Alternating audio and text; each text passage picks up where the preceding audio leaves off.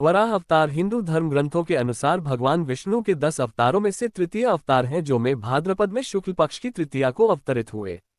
वराह अवतार की कथा। हिरण्याक्ष और हिरण्यकशिपु ने जब दिति के गर्भ से जुड़वां रूप में जन्म लिया तो पृथ्वी कांप उठी। हिरण्याक्ष और हिरण्यकशिपु दोनों पैदा होते ही बड़े हो गए और अपने अत्याचारों से धरती को कपाने लगते हैं। यद्यपि हिरण्याक्ष और हिरण्यकशिपु दोनों बलवान थे, किंतु फिर भी उन्हें संतोष नहीं था। वे संसार में अजयता और अमरता प्राप्त करना चाहते थे। हिरण्याक्ष और हिरण्यकशिपु दोनों ने ब्रह्मा जी को प्रसन्न करने के लिए बहुत बड़ा तप किया। उनके तप से ब्रह्मा जी प्रसन्न हुए। ब्रह्मा जी से अजयता और अमरता का वरदान पाकर हिरण्याक्ष उद्दंड और स्वेच्छाचारी बन गया।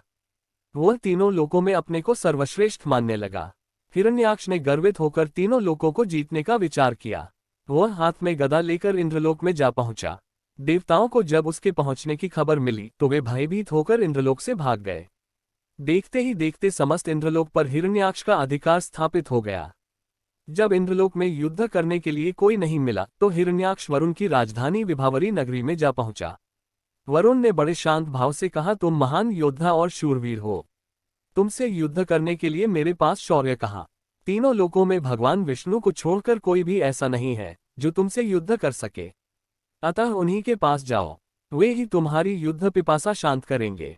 वरुण का कथन सुनकर हिरण्याक्ष भगवान विष्णु की खोज में समुद्र के नीचे रसातल में जा पहुंचा।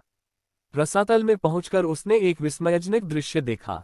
उसने देखा, एक वराह अपने दांतों के ऊपर धरती को उठाए हुए चला जा रहा है। हिरण्याक्ष वराह को लक्ष्य करके बोल उठा, तुम अवश्य ही भगवान विष्णु हो। धरती को रसातल से कहाँ लिए जा रहे हो? यह धरती तो दैत्यों के उपभोग की वस्तु है, इसे रख दो। तुम अनेक बार देवताओं के कल्याण के लिए दैत्यों को छल चुके हो, आज तुम मुझे छल नहीं सकोगे।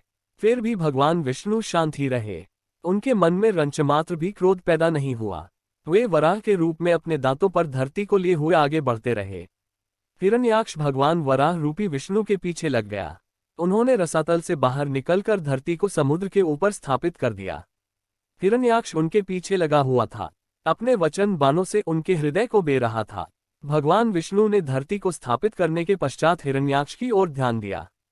उन्होंने हिरण्याक्ष की ओर देखते हुए कहा, तुम तो बड़े बलवान हो।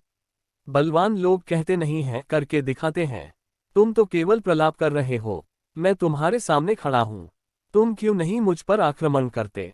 बढ़ो आगे, मुझ पर आक्रमण करो। हिरण्याक्ष की रगों में बिजली दौड़ गई। वह हाथ में गदा लेकर भगवान विष्णु पर टूट पड़ा। हिरण्याक्ष क्रोध से उन्मत्त हो उठा। वह हाथ में त्रिशूल लेकर भगवान विष्णु की ओर झपटा।